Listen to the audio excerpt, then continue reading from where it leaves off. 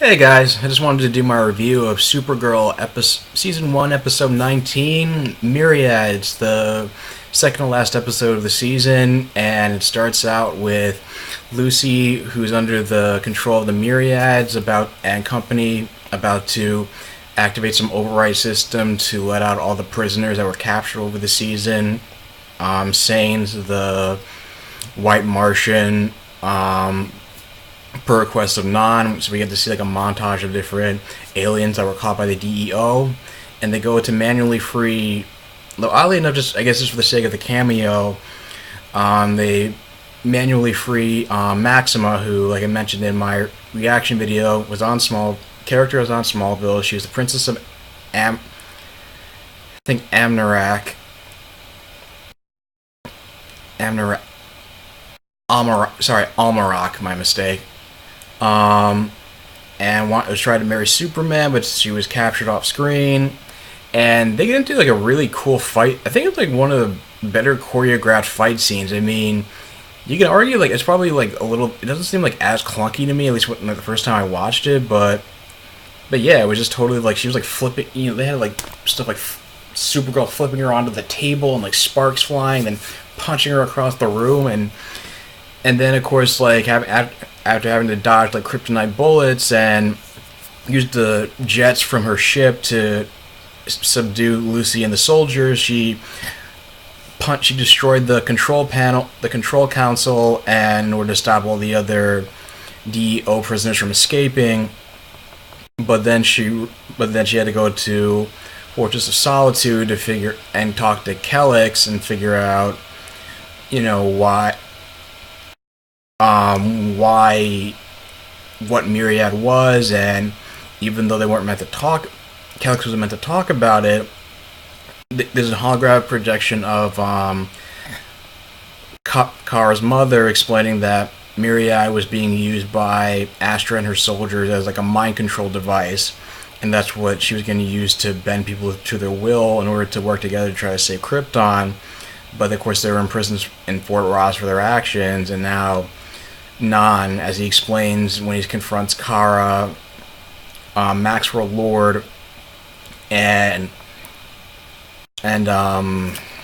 Callista Cat Grant, that who both have like Cat Grant has like a pair of earrings they got from Maxwell Lord, and Maxwell Lord is wearing like his Bluetooth it's like an earpiece like cell phone like device that protects them from the mind control. And basically Non's like explaining how he's using Myriad to save the Earth from himself, because as he states that we indulge too much in superficial stuff like reality shows and political circuses, which he's totally right about. But he just feels like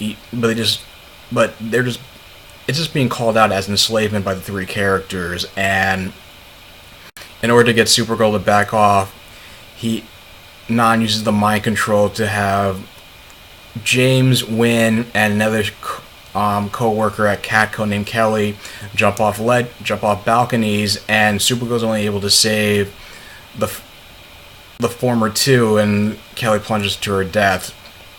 And meanwhile, they're out, but so far it's only affecting National City, and so General Lane is sanctioning a quarantine to make sure it doesn't affect the rest of the planet.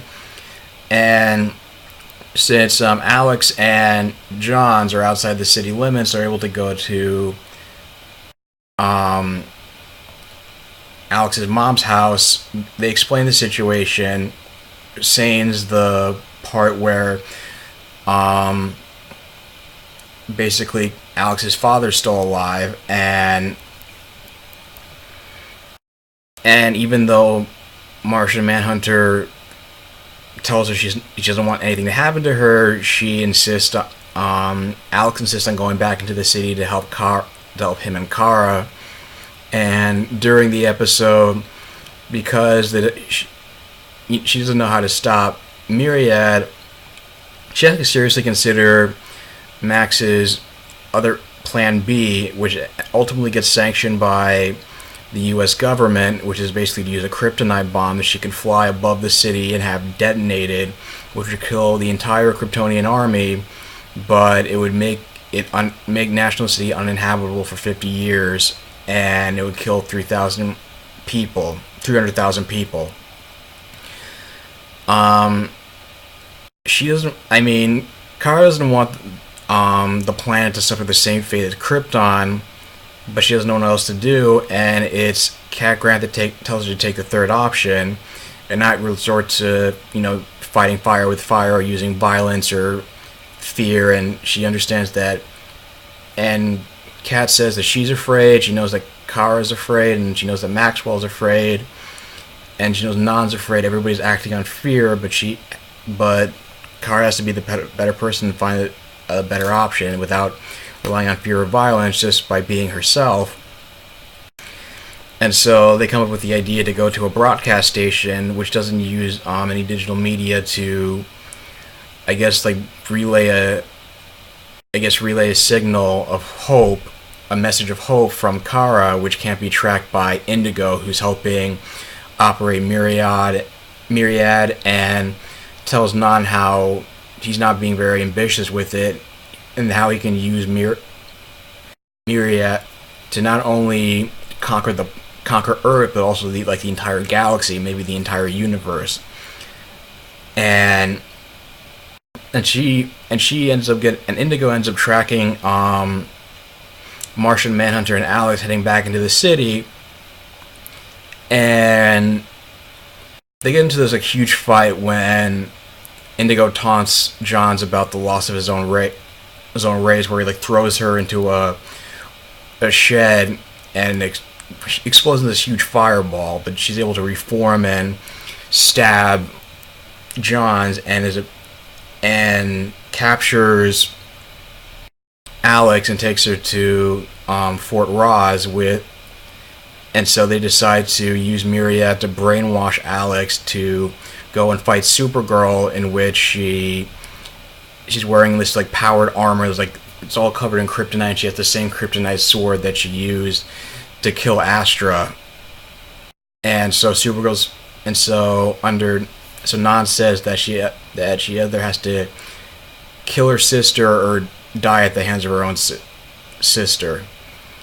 There wasn't so much character development. It was definitely more more plot-driven episodes, but it was definitely good build-up to season finale. I hope it doesn't lose that momentum. It would have been cool to maybe a two-part season, maybe just a two-part season finale, just because it's pretty much what it is. You might as well just air both episodes back to back. And the other thing I thought was a little hokey was the fact that, I know this is because of DC embargoes, they can't have Superman appearing on television.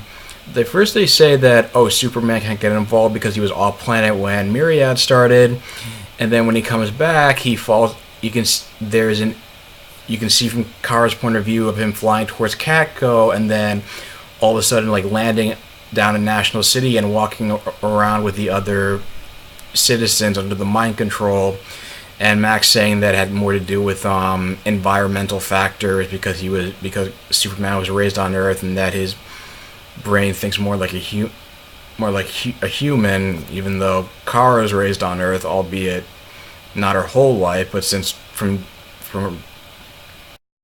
only not her whole life. She's been there 12 years, but I don't know, whatever. Wish I could. It's the reason why I had this whole blurred picture of Superman, this fan photo, but basically because that's the most we'll ever see of Superman at this rate. I still thought it was pretty thrilling episode. It was definitely good, building some tension. There still had that sense of tension as to what's gonna happen, how they were gonna fix it. We know how it's gonna be at the end, but nevertheless, I still give it probably a 7.5, 8 out of 10. What do you guys think of the episode? Leave your thoughts in the comments down below. If you like this video, like, share, and subscribe, and I will talk to you guys soon. Take care.